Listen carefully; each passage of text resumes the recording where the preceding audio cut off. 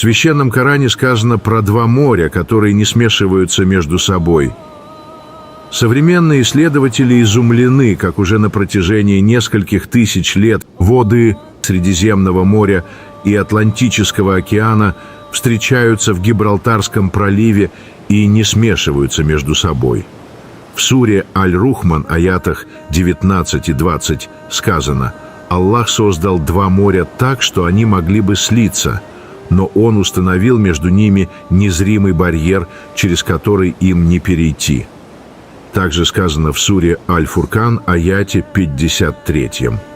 «Аллах тот, кто расположил два моря, в одном вода сладкая, в другом соленая, Он установил между ними непреодолимое препятствие».